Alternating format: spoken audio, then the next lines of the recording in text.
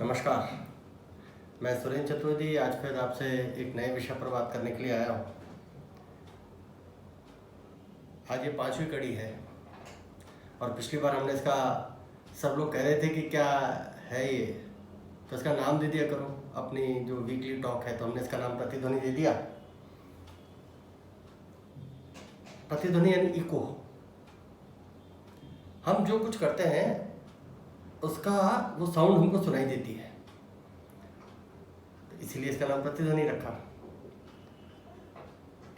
हमने पिछले कुछ एपिसोड्स में बात की शिक्षा को लेकर के, आत्मनिर्भरता को लेकर के, हम जहाँ हैं वहाँ से शुरू हो जाएं उसको लेकर के।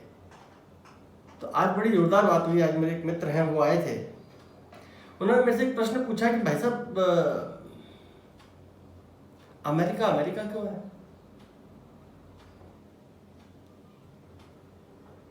जिसको देखो वो कहता है कि मैं अमेरिका जाऊंगा, मैं यूरोपीय देश जाऊंगा। क्यों जाएंगे?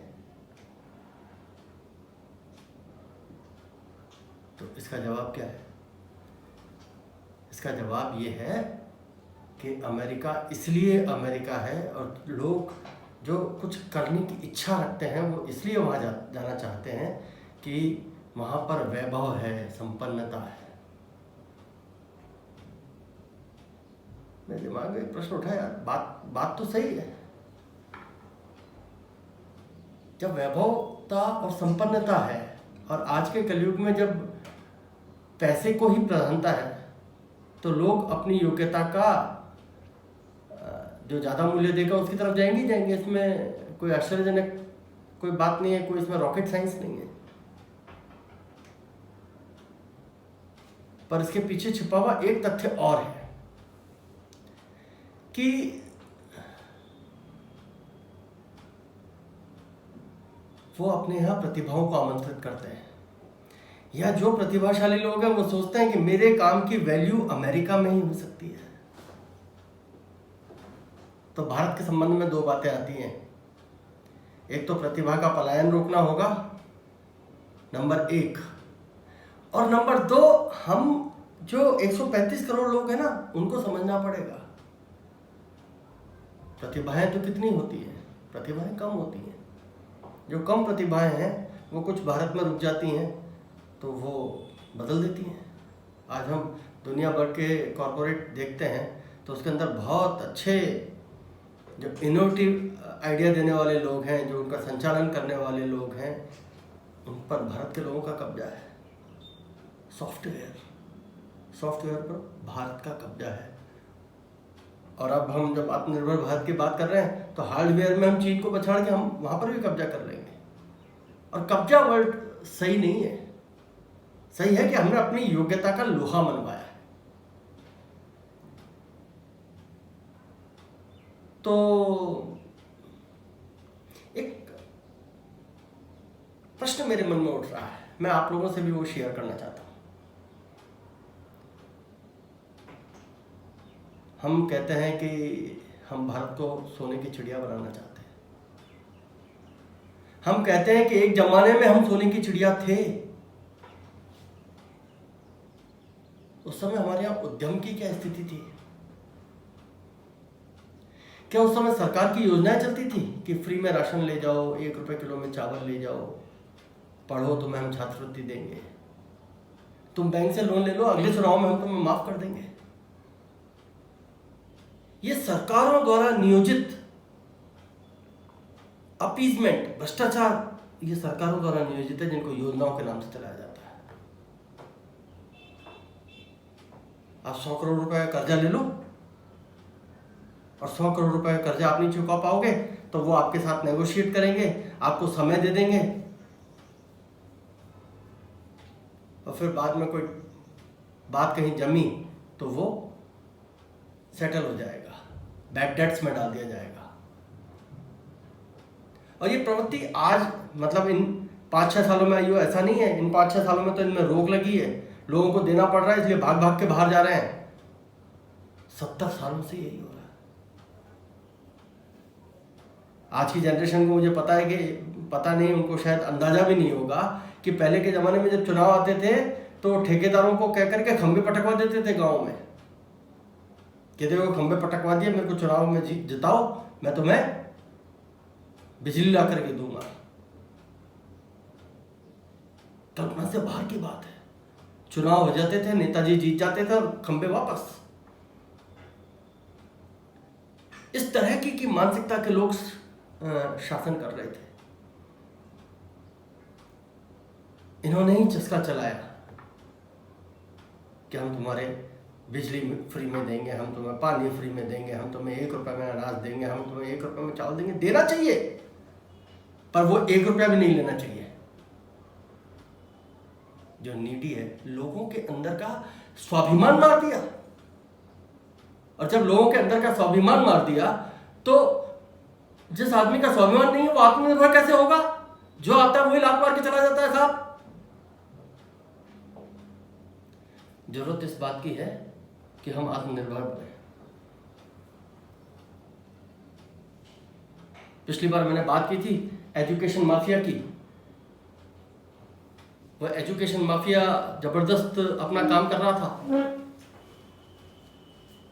और आज भी कर रहा है। पर ऐसे ही हम कितनी चीजें ऐसी हैं,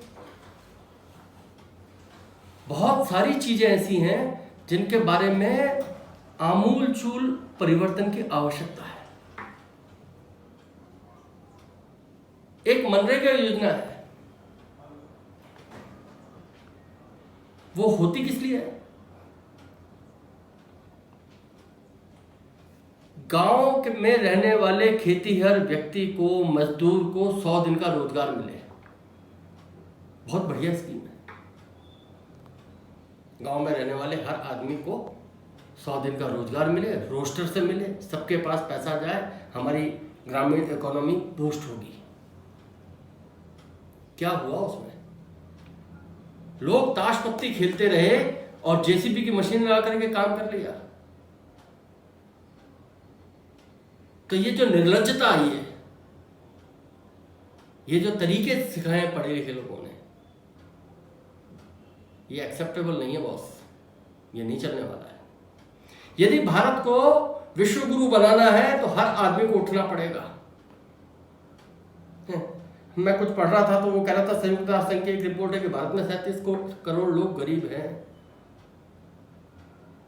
उनके अपने गरीबी नापने के पैमाने हो सकते हैं, पर उसका दूसरा पहलू यह है कि भारत के 100 करोड़ लोग जो लोग हैं वो 37 करोड़ लोगों को भोजन करा रहे हैं।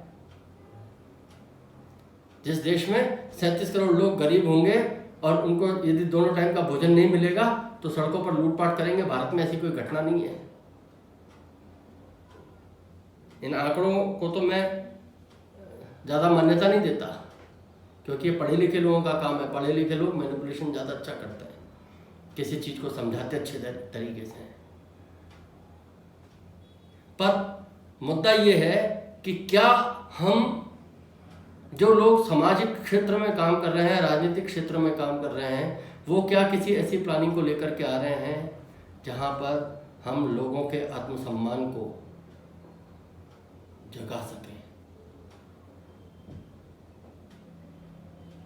हमें क्यों चाहिए सब्सिडी यदि हम सामर्थ्य हैं तो? हमें क्यों चाहिए आरक्षण यदि हमने ले लिया है तो? हमें क्यों बैंक का पैसा कर्जा लेकर के उसको लौटाना नहीं है? क्यों? फोकट में लूटना, ये क्यों? कब तक हम इस देश को अपने आप से अलग रखेंगे? कब तक हम शामिल नहीं होंगे इस देश के साथ, एकाकार होंगे? और जब तक हम अपने देश के साथ एकाकार नहीं होंगे, जब तक हम अपने आप को देश का हिस्सा नहीं मानेंगे, तब तक आत्मनिर्भरता दूर की कल्पना है। पर मैं आज एक बात और कह करके अपनी बात पूरी करूंगा। मेरे ख्याल में 10-1 मिनट होने वाले होंगे। अभी कोविड-19 के बाद सब लोगों ने कॉस्ट कटिंग की है। कुछ लोगों ने इसलिए की है कि उनके व्यापार की, उनकी परिस्थिति ऐसी थी कि वो जरूरी था। उनके पास काम धंधे नहीं है, उनके पास आगे के ऑर्डर नहीं है, उनका साइकिल घूम नहीं रहा है, तो वो सस्टेन नहीं कर पा रहे हैं। पर कुछ लोगों ने इसलिए की कि वो अपने मुनाफे, अपने लालच से समझौता नहीं करना चाहते थे। सरकारी नौकरियां पूरे सिस्टम में, पूरी दुनिया में कहीं 2%, 2.5% से ज़्यादा नहीं मिलती। तो भारत में यदि हम देखें तो ज़्यादा से ज़्यादा 3 करोड़, 3.5 करोड़ लोग सरकारी नौकरी में आ सकते हैं, इसके अलावा नहीं आ सकते।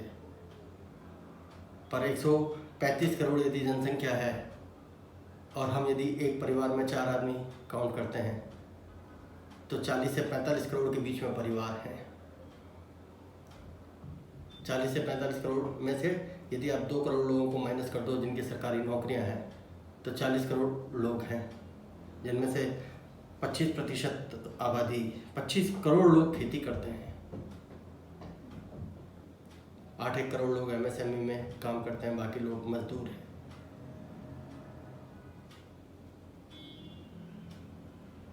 ये आंकड़े हैं। पर जिस बाजार को देख करके पूरी दुनिया भारत की तरफ आ रही है ना, वो बाजार आपका अपना है।